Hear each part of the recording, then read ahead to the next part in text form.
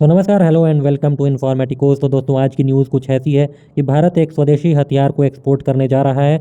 और जिस देश की अभी मैं आपको बात बताऊंगा, उनके कमांडर अभी आए हुए हैं भारत, और उन्होंने भारतीय सेना की फायर पावर को अपनी आंखों से देखा है पोखरण में। और उसके बाद वो अभी भारतीय डिफेंस सेक्टर की one of the leading company Bharat electronics limited में जाकर के विजिट करके आए हैं, और उन्होंने एक बेहद इंपॉर्टेंट हथियार में अपना इंटरेस्ट शो किया है। तो अभी मैं आपको पूरी डिटेल बताऊंगा कि किस देश के आर्मी कमांडर भारत आए हैं और उन्होंने किस हथियार में अपना इंटरेस्ट शो किया है, और जिस हथियार में इंटरेस्ट शो किया है उसके बारे में आपको पूरी डिटेल भी बताऊंगा। लेकिन उससे पहले रिक्वेस्ट है कि इस चैनल को सब्सक्राइब करना बिल्कुल भी मत भूलिएगा।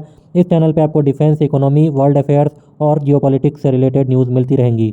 तो चलिए शुरू करते हैं आज का वीडियो। तो आप अपने स्क्रीन पर कृपया करके देखिए भारत सरकार की जो डिफेंस मिनिस्ट्री है उसका ऑफिशियल स्टेटमेंट।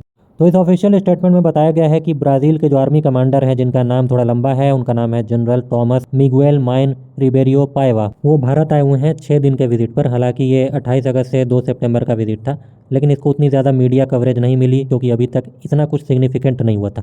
लेकिन आज सडनली मीडिया में कवरेज तब मिली जब इन्होंने फाइनली एक भारतीय स्वदेशी हथियार पर अपना इंटरेस्ट शो किया है। और अगर भारत इस हथियार को एक्सपोर्ट करने में सक्षम होता है तो ये भारतीय इंडस्ट्री के लिए बहुत बड़ी कामयाबी होने जा रही है। तो ये जो ब्राज़ीलियन आर्मी कमांडर भारत आए हैं, इनको पोखरण में भारतीय सेना ने स्वदेशी हथियारों का एक अच्छा खासा डिमॉन्स्ट्रेशन भी दिया गया है, जिसमें तरह तरह के स्वदेशी हथियार इन्वॉल्व थे। इस डिमॉन्स्ट्रेशन में बताया जा रहा है कि अर्जुन टैंक शामिल हुए थे, इसके अलावा भारतीय ध्रुव हेलीकॉप्टर शामिल हुआ था, इसके अलावा पिनाका MBRL, इसके अलावा आकाश मिसाइल भी शामिल हुई थी। लेकिन बताया जा रहा है कि जो ब्राज़ीलियन आर्मी कमांडर थे वो आकाश मिसाइल में कुछ ज़्यादा ही इंटरेस्टेड दिखाई दिए। अब इसके बाद फिर क्या था, वहाँ से ब्राज़ीलियन आर्मी कमांडर सीधा पहुँच गए बेंगलोर में भारत इलेक्ट्रॉनिक्स लिमिटेड के प्रोडक्शन फैसिलिटी में, जहाँ पर उन्होंने आकाश मिसाइल की डिटेल्ड जानकारी ली। आपको बता दूं कि भारत इलेक्ट्रॉनिक्स लिमिटेड ही आकाश मिसाइल का प्रोडक्शन करती है, हालांकि इसके कुछ पार्ट्स को भारत डायनेमिक्स लिमिटेड भी बनाती है। अब देखिए, लॉन्ग टाइम अगो जब आप आकाश मिसाइल के बारे में सुनते थे तो सुनने में आता था कि ये एक पुराने ज़माने का सिस्टम है, क्योंकि इसमें ऑन बोर्ड सीकर नहीं लगा हुआ होता था। ये मैं आकाश मार्क 1 मिसाइल की बात कर रहा हूँ, जो कि पुराने ज़माने की आकाश हुआ करती थी। तो ऐसे सिस्टम पहले ही बहुत पुराने हो चुके थे, क्योंकि इस सिस्टम में होता क्या था कि आपको जो ग्राउंड बेस्ड रडार होता है उससे कंटिन्यूअस गाइडेंस की आवश्यकता होती थी अपने टारगेट को हिट करने तक।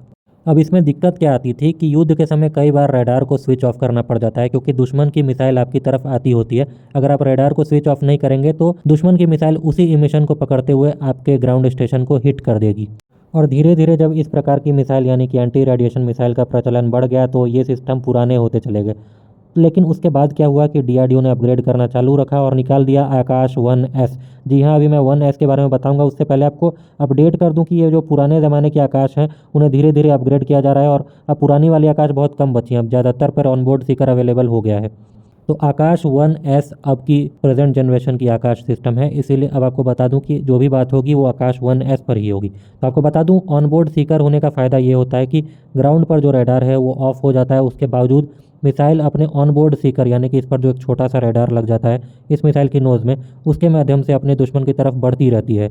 मतलब अगर ग्राउंड स्टेशन से रडार का इमिशन बंद भी हो गया, गाइडेंस बंद भी हो गया, तो भी ये अपने टारगेट को ट्रैक करके डिस्ट्रॉय कर देगी। तो देखिए, आप सोच रहे होंगे कहाँ यार S-400 और कहाँ ये 25 किलोमीटर रेंज के साथ S-400 की कहाँ 400 किलोमीटर की रेंज आती है। लेकिन मेरा सवाल सिंपल है दोस्तों, अगर मैं आपसे पूछूं कि न्यूक्लियर बॉम्ब ज़्यादा खतरनाक हथियार है या एक AK-47, तो आप कहेंगे बिल्कुल न्यूक्लियर बॉम्ब ज़्यादा खतरनाक हथियार है।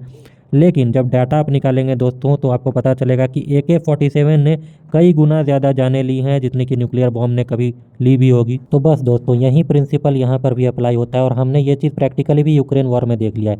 यूक्रेन वॉर में स्टिंगर मिसाइल ने जितने रशियन हेलीकॉप्टर्स का शिकार किया है, मुझे डाउट है कि रूस ने उतने S-400 से यूक्रेनियन हेलीकॉप्टर्स या यूक्रेनियन एयरक्राफ्ट को मार गिराया होगा।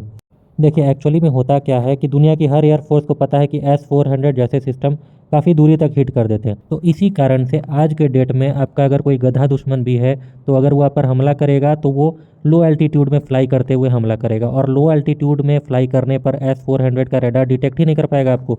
तो S-400 सिस्टम नो डाउट काफ़ी इंप्रेसिव सिस्टम है, लेकिन ये सिस्टम्स आज के डेट में बस इतने भर की प्रोटेक्शन देता है कि दुश्मन ज़्यादा हाइट पर उड़ते हुए आप पर आकर के हमला ना करेगा। लेकिन दुश्मन के पास इतना दिमाग होता है कि वो थोड़े लोअर एल्टीट्यूड पर उड़ते हुए आप पर हमला करेगा। तो ऐसे में आपको ऐसे सिस्टम चाहिए होते हैं जो कि मोबाइल होते हैं, जो कि बैटलफील्ड लेवल पर चले जाएं, आपके टैंकों को प्रोटेक्ट कर सकें और कम रेंज के हों, और होराइजन में जहां तक आपकी विजुअल रेंज जाती है वहां तक आप टारगेट को हिट कर सकें। तो बस यहीं पर फिट आ जाता है हमारा आकाश मिसाइल। ये बिल्कुल एक मोबाइल एयर डिफेंस सिस्टम है जो कि आपके टैंक के कॉन्वॉय के साथ मूव कर सकता है, और दुश्मन के ड्रोन की हिम्मत नहीं है कि इसके रेंज में आ जाए। और तो और आपको बता दूं कि बताया जाता है कि ये मिसाइल इतनी सक्षम है कि आने वाले दुश्मन के आर्टिलरी शेल को भी मार गिरा सकती है। और तो और इस मिसाइल के रेंज में जो भी दुश्मन आ जाए उसकी खैर नहीं है, क्योंकि इसमें रैमजेट प्रोपल्शन लगा हुआ है जो कि इसको throw out its flight path, यानी कि पूरी की पूरी फ्लाइट के दौरान थ्रस्ट लगातार मिलती रहती है। इसमें बूस्टर वाला सिस्टम नहीं है। एक बार बूस्ट हुआ, रैमजेट एक्टिवेट हुआ, तो थ्रस्ट इसके पूरे के पूरे फ्लाइट के दौरान इसको मिलती रहेगी, यानी कि बेटर मैन्यूवरेबिलिटी और बेटर एनर्जी रहेगी टर्मिनल फेज में टारगेट को हिट करने के दौरान।